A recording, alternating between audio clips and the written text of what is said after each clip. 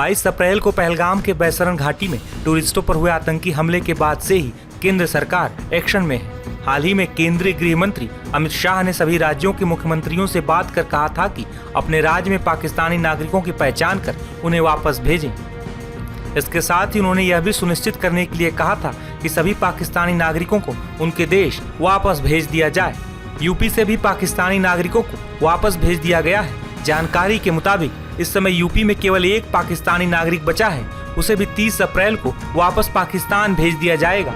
Media reports के मुताबिक पिछले 3 दिनों में कम से कम 536 पाकिस्तानी नागरिकों को अटारी वाघा बॉर्डर के जरिए पाकिस्तान भेजा जा चुका है। वहीं भारत से पाकिस्तान भेजे जा रहे पाकिस्तानी नागरिकों का क्या कहना है, सुनिए। हम कराची के रहने वाले।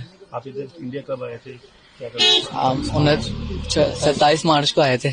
मम्मा के नानी के घर आए थे मतलब हम, और मेरा इलाज करवाने भी आए थे पापा। क्या हुआ? पैरालाइज एक्सीडेंट हो गया था, पैरालाइज हो गया उसका। अम्मी हिंदुस्तानी है, उनको रोक लिया है। आप कितने भाई बहन हो? हम 2 भाई बहन है, 2 है। आप वापस जा रहे हो? अम्मी को छोड़ के है। तो कैसे पापा आपको संभालते हैं? मम्मी अगर अभी संभालते थे? अम्मी अबू दोनों संभालते। तो आज अम्मी के बिना जा रहे हो तो बुरा लगता है। जी तो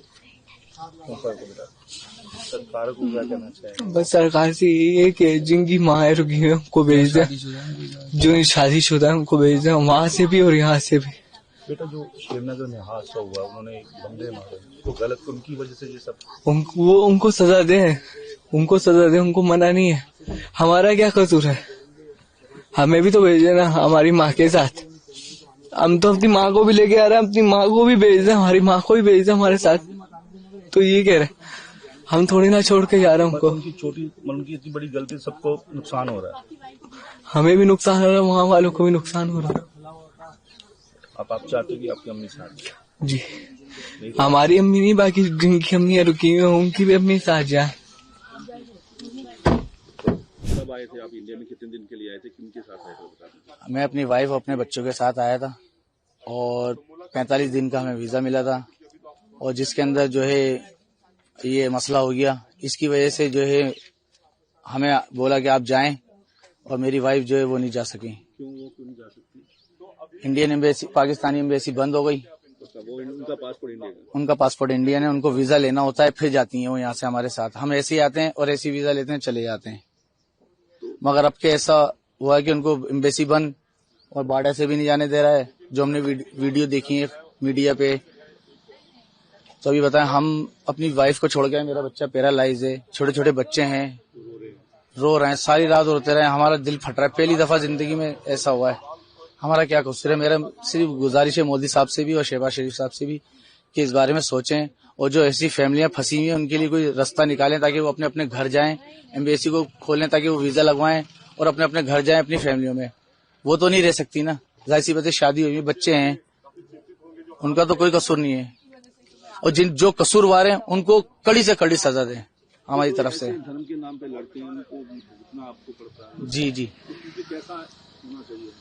मैं तो कहता हूँ उनको फांसी देना चाहिए, फांसी देना चाहिए, सख्त से सख्त सजा देना चाहिए। इसलिए कि उनकी वजह से उधर भी इधर भी पूरी पूरी कौमों को भुगतना पड़ता है। तो वो आम आदमी, इस चीज से कोई उसका ताल्लुक नहीं है। और जो ऐसा काम करते तो ना उनका धर्म है, उनका कोई धर्म नहीं है। इसलिए कि इंसानियत को मार रहे हैं तो सबको मार रहा है वो। तो गुजारिश है कि मोदी साहब से कि मेहरबानी सोचें, कुछ उससे अपनी जगह जायज है, मगर इस बारे में जरूर सोचें, ताकि जो है शादीशुदाओं के लिए रास्ता खोलें, ताकि वो अपनी अपनी फैमिलियों पे जाएं, अपने बच्चों के पास जाएं। छोटे छोटे बच्चे हैं, हमने रोते हुए देखा है। 6-6 महीने के बच्चे की जो है उनको भी नहीं जाने दे रहे हैं वहां से। तो आप इधर पाकिस्तान कहाँ के रहने वाले हैं? नाजमाबाद, कराची। कितने दिन के वीजा लेके आए थे आप यहाँ? हमने 1.5 महीना के लेके गए, 9 दिन में आ गए। क्या बताया, क्या क्यों भेज रहे हैं आपको? कि इतने आतंक यानी कि बाजी, कितने लोग मर गए। हमें परसों इतला, हमारे जहाँ हम एंट्री लिखाते हैं ना, तो उन्होंने बताया कि आप खाली कर दें, और परसों शाम में। तो फिर उन्होंने बताया था, कल हम रवाना हो गए, आज यहाँ पहुँचे। तो ये जो हुआ है श्रीनगर में जी, जी। मारे गए हैं, उनके लिए आप क्या कहना चाहते हैं? हम ये कहेंगे कि जिसने भी किया, हम नहीं कह रहे कि पाकिस्तान के या कि इंडिया के या बाहर वाले के, कोई भी किया, उनको सख्त सजा दी जाए। क्यों? उनके सख्त सजा दी जाए और हम लोग को परेशानी। आप खुद सोचे, हम 12 साल पे गए थे और हम 9 दिन के अंदर हम वहां से कि जाइए आप वो करें। आप समझते किया किसने भुगतना, किसी को पड़ना? अब ये तो हम बता नहीं सकते। किया किसी ने, मारे किसी ने, भुगतना आपको पड़ रहा है। बिल्कुल किया किसी ने, भुगतना। हम तो यही कहेंगे, चाहे मोदी साहब है, चाहे हमारे वाले हैं, हम अपने माँ बाप को छोड़ा, बहन भाई को छोड़ा, तो हमें तो इतना वो देना चाहिए कि चाहे महीने भर के जो वीजा लगे देना न चाहिए, बस। और हम कुछ नहीं कहेंगे।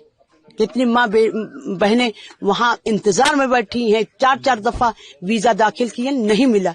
वो तो मेरी किस्मत थी कि एक ही झटके में मुझे वीजा मिल गया। बता दें कि पाकिस्तान हमेशा से ही भारत के खिलाफ आतंकी साजिश रचता रहा है। भारत भी पाकिस्तान को दुनिया के सामने कई बार एक्सपोज कर चुका है। हालांकि पाकिस्तान सुधरने का नाम नहीं ले रहा है।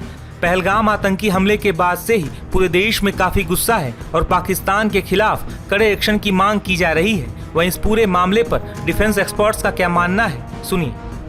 20, 25, 30 साल पहले भी मैं भी उधर था, तब से सेना एक्टिव है। तो 1990 से लेके आज तक भारतीय सेना एक्टिव है।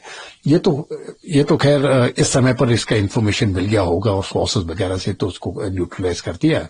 लेकिन ये कभी भी इन्फॉर्मेशन मिलता है, इसको न्यूट्रलाइज, वो ऑपरेशन चलेंगे और न्यूट्रलाइज हो जाएंगे। ये और भी हैं उधर, कुछ और भी लीडर्स हैं, इन सबको एक एक चुन के अभी मारेंगे, क्योंकि सबको मालूम था कि क्या होने वाला है पहलगाम में। और मुझे लगता है जितने भी टेररिस्ट हैं वो सब इसमें शामिल हैं और सबकी मौत अभी देखी गई है। देखिए, पहले क्या होता था कि ये आतंकवादी जो है ना, ये अपना टेररिस्ट एक्ट करते रहते थे और उनके फैमिलीज बिल्कुल सुरक्षित रहती थी और उनको पैसा भी मिलता था। तो इससे एक ही चीज हो रही थी कि टेररिज्म को बढ़ावा भी मिल रहा है। अब जाके लोकल्स भी समझ चुके हैं, जो वहां के स्थानीय लोग हैं वो समझ चुके हैं कि अगर ये टेररिज्म चलता रहा तो हमारी रोजी रोटी खत्म हो जाएगी। वो अभी इनको नहीं चाहते हैं और एक मैसेज के तौर पर ये जा रहा है और ये बड़ी स्ट्रांग मैसेजिंग जा रही है। क्योंकि मैंने खुद देखा है, और ये कोई पुरानी बात है, कुछ दिन पहले ही कुछ लोग आए थे इधर, जो वो साफ कहते हैं कि अगर हमारे बेटे इसमें जाते हैं, हम पूरी कोशिश करते हैं अपने बेटों को बताना कि इस रास्ते पे मत जाओ। और अगर चला भी जाता है, वो फौज को रिक्वेस्ट करते हैं कि साहब उसको पकड़ के वापस ले आओ, वो गलत रास्ते पे जा रहा है। तो ये तो जो सीनियर सिटीजन है वहां पर, जो 40-50 साल की उम्र के हैं, उनके बच्चे 20-22 साल के हैं और इस रास्ते में जा रहे हैं, वो बहुत दुखी हैं। तो अभी एक तरफ से इन बच्चों को भी ये इशारा मिल जाएगा कि अगर हम गलत रास्ते पे गए तो नुकसान हमारे गांव को होगा, हमारे पेरेंट्स को होगा। तो एक तरह से वो डीमोटिवेट हो जाएंगे। तो ये मैं समझता हूँ एक बड़ी, जो भी उग्रवादी है उसका कोई भी सपोर्ट किसी भी तरह से नहीं होना चाहिए, ना तो गांव से, ना तो स्टेट से, ना तो डिस्ट्रिक्ट से, ना तो भारत से। उनको एकदम खत्म कर देना चाहिए। और घर बार मैं समझता हूँ वो अगर वो टूट जाए उनके, तो वो बिल्कुल जायज है। बॉर्डर पे तक में पाकिस्तानी सेना ने एक बार फिर से सीजफायर का उल्लंघन किया। कल रात ही देखा गया कि उनकी तरफ से गोलीबारी की गई। हालांकि भारतीय सेना ने भी करारा जवाब दिया है। आपको लगता है ऐसे में इंडिया को अटैक कर देना चाहिए पाकिस्तान की तरफ? नहीं, देखिए, ये जब पाकिस्तान सीजफायर वायलेशन करता है, फिर भारत उसका अभी जाके मुंह तोड़ जवाब देगा उसी जगह पर।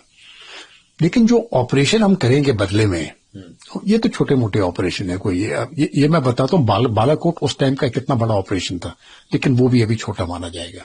इतना बड़ा ऑपरेशन होने वाला है, इतना बड़ा होगा जो उनको याद रहेगा ये। तो ये और कभी भी होगा, मैं ये नहीं कहता हूँ कि कल होगा या परसों होगा या मई या जून में होगा, जब भी होना है ये, बेशक 1 साल लग जाए, लेकिन भुगतना पड़ेगा पाकिस्तान को। ये जो बॉर्डर्स के ऊपर हो रहे हैं, ये अभी मुझे लगता है बहुत ही जल्दी, जो सीज फायर हमने डिक्लेयर किया था, इसका 2021 से शुरू हुआ है। ये डेट में थोड़ा भूल गया हूं, लेकिन देखते हैं 2021 है, तो 4 साल तो हो चुके हैं इसके। ये मुझे लगता है ये भी टूट जाएगा। ये ज्यादा देर जिस प्रकार से फायरिंग चल रही है उस सीज फायर का कोई मकसद नहीं, मतलब ही नहीं है। वैसे भी सीज फायर जब मैं समझता हूँ, जब वो ड्रोन्स भेजते थे, सीज फायर तो पाकिस्तान ने तभी जब ड्रोन्स भेजना शुरू करती है बॉर्डर पार, तभी सीज फायर खत्म हो गया। अगर जब वो फायरिंग करते हैं उग्रवादियों को अंदर लाने के लिए, तब भी सीज फायर खत्म हो गया है। ये मुझे समझ नहीं आता हम चला क्यों नहीं है इसको।